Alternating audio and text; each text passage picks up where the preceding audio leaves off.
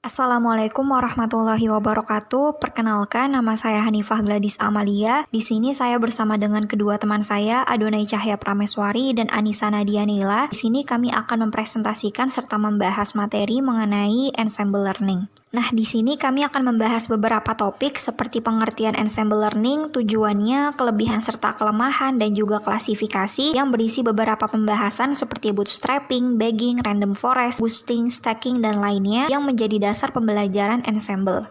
Sekarang kita akan bahas apa itu ensemble learning. Jadi ensemble learning ini merupakan sebuah paradigma pembelajaran mesin di mana beberapa metode pembelajaran yang lemah atau sering disebut dengan weak learner ini digabungkan menjadi satu dengan cara dilatih untuk menyelesaikan masalah yang sama dan digabungkan menjadi satu untuk menghasilkan keakuratan yang lebih tinggi dengan menciptakan strong learner atau ensemble model. Jadi metode ensemble ini digunakan sebagai pencarian solusi terbaik dibandingkan dengan algoritma yang lain karena ensemble ini menggunakan beberapa algoritma pembelajaran untuk pencapaian solusi prediksi yang lebih baik daripada solusi yang diperoleh dari salah satu algoritma saja. Nah, beberapa model dilatih untuk memecahkan masalah yang sama dan digabungkan untuk mendapatkan hasil yang lebih baik. Dalam pembelajaran mesin, tidak masalah jika kita menghadapi masalah klasifikasi ataupun regresi. Pilihan model sangat penting untuk mendapatkan hasil yang baik. Pilihan ini dapat bergantung pada banyak variabel masalah, misalnya jumlah data, dimensi ruang, hipotesis distribusi, dan lain-lain. Nah, bias rendah dan varians rendah meskipun paling sering bervariasi dalam arah yang berlawanan adalah dua fitur paling mendasar yang diharapkan untuk suatu model. Untuk dapat memecahkan suatu masalah ini, kita ingin model ini memiliki derajat kebebasan yang cukup untuk menyelesaikan kompleksitas yang mendasari data yang dikerjakan. Tetapi kita juga ingin model tersebut memiliki derajat kebebasan yang tidak terlalu banyak untuk menghindari varian tinggi dan lebih kuat. Ini biasa dikenal dengan trade-off bias variance. Bisa dilihat grafiknya di samping kanan. Pada ensemble learning ini terdapat dua model, yaitu single weak learner sama combined weak learner. Single weak learner ini merupakan model dalam machine learning yang digunakan sebagai pembangun model yang lebih kompleks. Biasanya model ini memiliki performa yang kurang baik karena memiliki bias yang tinggi atau variannya banyak. Selanjutnya kita masuk ke combined weak learner. Jadi untuk membuat ensemble learning method, kita harus memilih model yang digunakan. Nah, seringnya single based learning algorithm yang digunakan sehingga model ensemble menjadi homogen. Ada beberapa metode yang menggunakan base learning yang berbeda yang disebut dengan heterogeneous ensemble model. Nah, satu hal penting adalah bahwa weak learner ini harus jalan dengan cara kita menggabungkan model ini.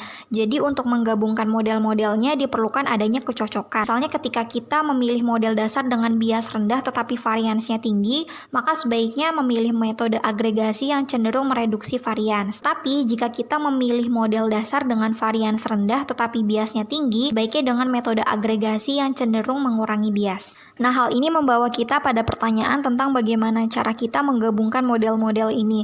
Jadi nanti 3 jenis meta algoritma yang bertujuan untuk menggabungkan weak learner itu ada bagging, boosting, dan stacking yang nantinya akan dijelaskan oleh teman saya pada bagian klasifikasi pada model ensemble learning. Selanjutnya kita masuk ke tujuan ensemble learning. Jadi tujuan ensemble learning ini adalah membuat model lebih kuat dan stabil dengan cara memastikan kinerja yang layak pada uji kasus di sebagian besar skenarionya. Kemudian metode ensemble ini juga dikembangkan untuk meningkatkan akurasi prediksi pada klasifikasi. Tujuannya juga memperbaiki algoritma pengklasifikasi tanpa mengubah data sehingga dapat dianggap ada dua pendekatan saja, yaitu pendekatan level data dan pendekatan level algoritma.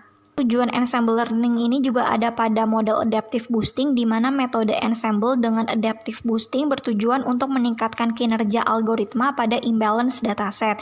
Kemudian pendekatan ensemble dalam pemodelan prediktif bertujuan memperoleh prediksi yang memuaskan dengan cara yang sangat mudah untuk dikerjakan. Jadi ensemble learning ini memiliki kelebihan yaitu meningkatkan rata-rata akurasi model, kemudian memperoleh hasil klasifikasi yang lebih akurat, menciptakan prediksi yang lebih baik daripada menggunakan satu model klasifikasi, selanjutnya lebih mudah diparalelisasi yang kemudian meningkatkan efisiensi performa. Kekurangan ensemble learning yaitu ensembling ini mengurangi interpretability model dan membuatnya sangat sulit untuk menarik wawasan bisnis penting di akhir, memakan waktu dan mungkin bukan ide terbaik untuk aplikasi real time. Selanjutnya, kekurangannya yaitu pemilihan model untuk menciptakan ensemble adalah seni yang benar-benar sulit untuk dikuasai.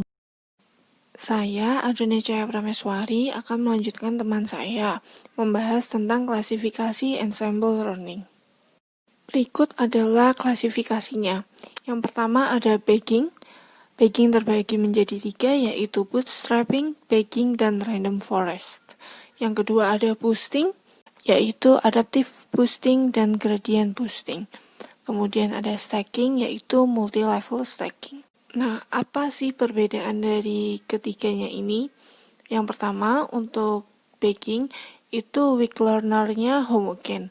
Kemudian, mempelajari secara terpisah satu sama lain, secara paralel, dan menggabungkannya beberapa jenis untuk menentukan rata-rata deterministiknya. Untuk boosting, weak learner-nya juga homogen, yaitu mempelajari secara berurutan dengan cara yang sangat adaptif. Kemudian yang stacking adalah weak learner-nya heterogen dan mempelajarinya itu secara paralel dan menggabungkannya dengan melatih metamodel untuk menghasilkan prediksi.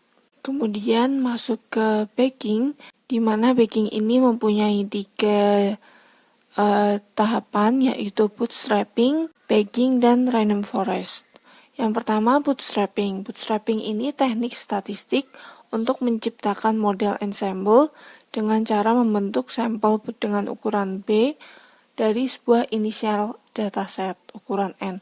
Bisa dilihat di gambar. Yang biru ini adalah inisial datasetnya atau N.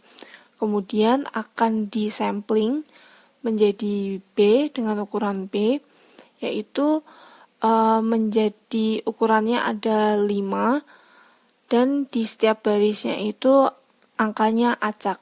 Kemudian bootstrapping ini digunakan untuk mengevaluasi variance atau interval confidence-nya dari statistical estimators-nya. Fungsi ini adalah fungsi dari beberapa observasi dan sebuah variabel acak dengan varians yang datang dari observasi ini. Misalkan sebagai contohnya, ada initial dataset, kemudian akan dibagi-bagi menjadi bootstrap samples-nya. Selanjutnya, sampel-sampel bootstrap ini akan dievaluasi menggunakan estimator of interest-nya. Selanjutnya, bootstrapping ini berguna untuk mendapatkan estimasi varian yang harus dievaluasi di beberapa sampel independen. Kemudian, dalam beberapa kasus, sampel ini itu membutuhkan banyak data. Karena mendapatkan banyak data itu sangat membutuhkan waktu yang banyak, maka bisa menggunakan bootstrapping untuk membuat beberapa sampel data yang hampir diwakili atau hampir independen. Selanjutnya ada proses bagging. Proses ini itu untuk menyesuaikan beberapa model independen dan rata-rata prediksi untuk mendapatkan model dengan varians rendah.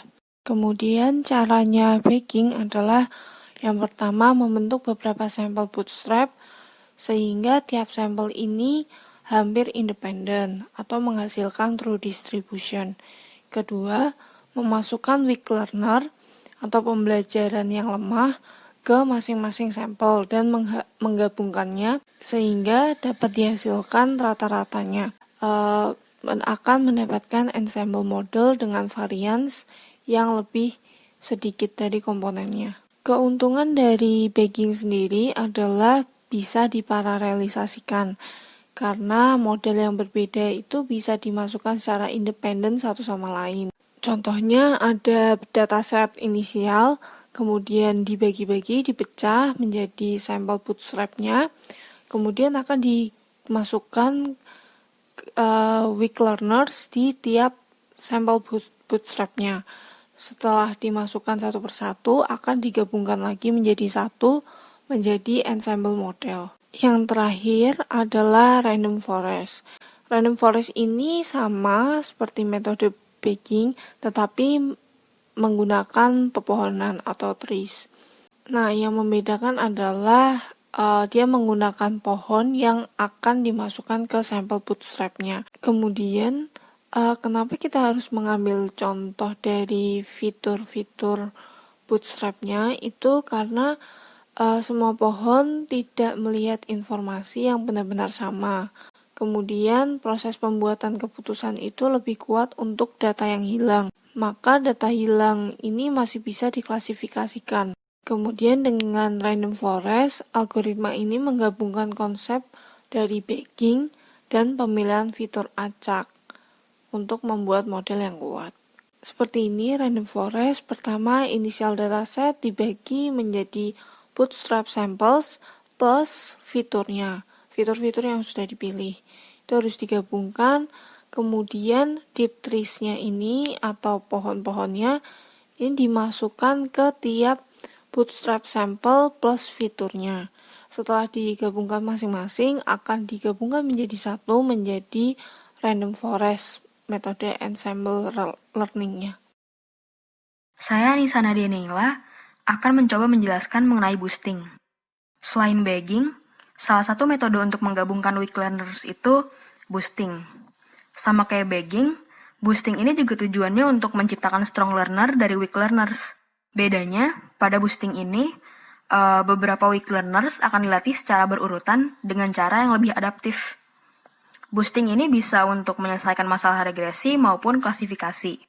Jadi caranya, kita buat model dari data training. Kemudian buat model berikutnya yang tujuannya untuk memperbaiki error dari model sebelumnya. Modelnya terus bertambah sampai data trainingnya prediksinya benar, atau sampai banyak modelnya telah mencapai maksimum yang telah ditentukan. Nah, kalau dari gambar ini, pertama kita latih dulu weak learner-nya dengan initial dataset ini. Gabungkan dengan model ensemble-nya, kemudian perbarui training dataset-nya. Ini dilakukan secara iteratif, sampai menghasilkan model yang kita inginkan, yaitu strong learner. Ada dua algoritma boosting yang biasa dikenal, yaitu adaptive boosting atau AdaBoost, dan gradient boosting. AdaBoost ini mengupdate bobot setiap data yang ada di training dataset, sementara gradient boosting mengupdate nilai dari datanya itu sendiri. Jadi AdaBoost itu bisa digunakan untuk berbagai algoritma machine learning, tapi paling cocok digunakan untuk meningkatkan performa dari decision tree satu level yang bisa mengklasifikasi sesuatu. Tree dengan satu level ini biasa disebut stum. Jadi pertama, data pada training data diberi bobot. Nilai awalnya 1/n, di mana n itu adalah banyak training data. Kemudian latih weak learner dengan bobot data sekarang. Hitung nilai koefisien terbaru, di mana koefisien ini adalah suatu ukuran yang menandakan seberapa bagus weak learner ini untuk digabungkan dengan model ensemble. Kemudian perbarui strong learner dengan menambahkan weak learner, dikalikan dengan koefisien terbarunya. Kemudian hitung bobot yang baru. Kalau datanya diprediksi salah, maka bobotnya naik. Kalau datanya diprediksi benar, maka nilai bobotnya berkurang. Bobot ini akan menentukan data mana yang akan diperhatikan di iterasi berikutnya. Nah, langkah-langkah ini diulang sehingga dapat terbentuk strong learner yang bisa mengklasifikasi data dengan baik. Kemudian untuk gradient boosting, di dalamnya itu terlibat 3 elemen, yaitu loss function, weak learner, dan model additive. Loss function yang digunakan itu bergantung pada masalah yang ingin diselesaikan. Misal untuk masalah regresi, bisa dengan square error, sementara klasifikasi bisa dengan logarithmic loss. Untuk weak learner, dalam gradient boosting digunakan decision tree. Weak learner adalah untuk membuat prediksi. Untuk model additive-nya, digunakan prosedur gradient descent untuk mengurangi error ketika menambahkan tree-nya. Jadi setelah errornya dihitung, kita menambahkan tree ke modelnya yang akan mengurangi errornya. Output tree yang baru kemudian ditambahkan ke output tree yang ada untuk mengimprove output akhir dari model. Proses ini berhenti ketika telah mencapai jumlah tree tertentu atau mencapai tingkat error yang bisa diterima. Selanjutnya kita masuk ke model stacking. Jadi secara kasar kita dapat mengatakan bahwa bagging terutama akan fokus pada mendapatkan model ensemble dengan varian yang lebih sedikit daripada komponennya, sedangkan boosting dan stacking terutama akan mencoba menghasilkan model yang kuat dan biasanya kurang daripada komponennya. Bahkan jika varians juga dapat dikurangi. Nah, stacking merupakan weak learner yang heterogen. Dia mempelajarinya secara paralel dan menggabungkannya dengan melatih metamodel untuk menghasilkan prediksi berdasarkan prediksi model lemah yang berbeda. Jadi, stacking ini merupakan cara untuk mengkombinasikan beberapa model dengan konsep meta learner. Dipakai setelah bagging dan boosting, tidak seperti bagging dan boosting, stacking memungkinkan mengkombinasikan model dari tipe yang berbeda. Jadi, ide dasarnya adalah untuk train learner tingkat pertama, dia menggunakan kumpulan data training asli dan kemudian menghasilkan kumpulan data baru untuk melatih learner tingkat kedua, di mana output learner tingkat pertama dianggap sebagai label data training baru, learner tingkat pertama sering dihasilkan dengan menerapkan algoritma learning yang berbeda. Dalam fase training pada stacking, suatu set data baru perlu dihasilkan dari classifier tingkat pertama. Jika data yang tepat yang digunakan untuk melatih classifier tingkat pertama juga digunakan untuk menghasilkan kumpulan data baru untuk melatih classifier tingkat kedua. Jadi proses tersebut memiliki resiko yang tinggi yang akan mengakibatkan overfitting. Sehingga disarankan bahwa contoh yang digunakan untuk menghasilkan kumpulan data baru ini dikeluarkan dari contoh data training untuk learner tingkat pertama dan prosedur cross-validasi.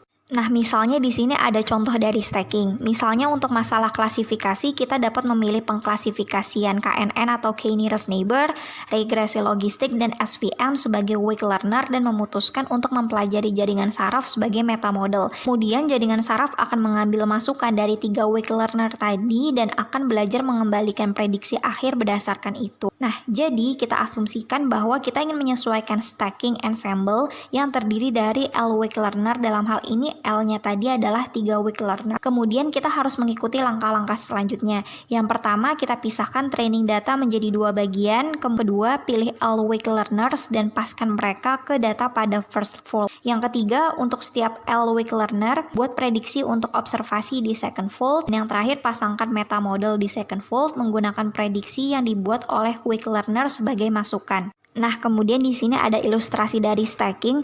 Jadi stacking ini terdiri dari training metamodel untuk menghasilkan keluaran berdasarkan keluaran yang dikembalikan oleh beberapa lapisan bawah yang weak learner. Pertama ada inisialisasi datasetnya, kemudian dimasukkan oleh beberapa weak learner homogen, tapi di sini bisa jadi yang dimasukkan adalah non homogen. Selanjutnya membentuk metamodel yang dilatih untuk memberikan output prediksi berbasis pada weak learner prediction. Masuk ke multi-level stacking. Jadi multi-level stacking ini adalah perluasan dari stacking di mana pada tumpukannya terdapat beberapa level. Misal terdapat 3 level stacking, maka pada level pertama kita akan menyelesaikan weak learner yang dipilih, lalu pada level kedua menyesuaikan single meta model pada prediksi model yang masih lemah.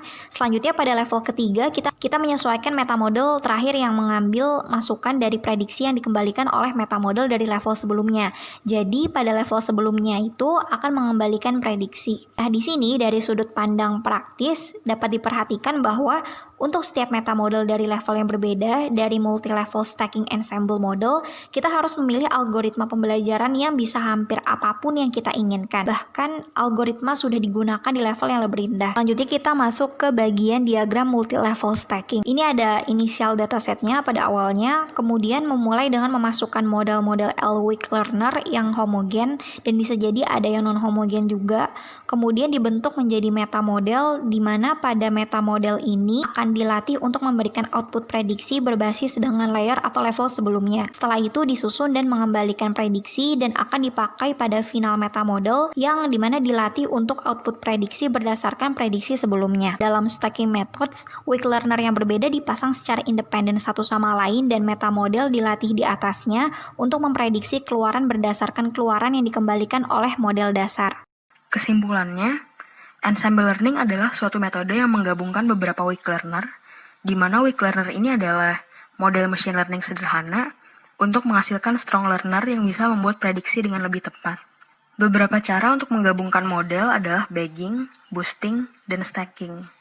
Sekian dari kami, terima kasih.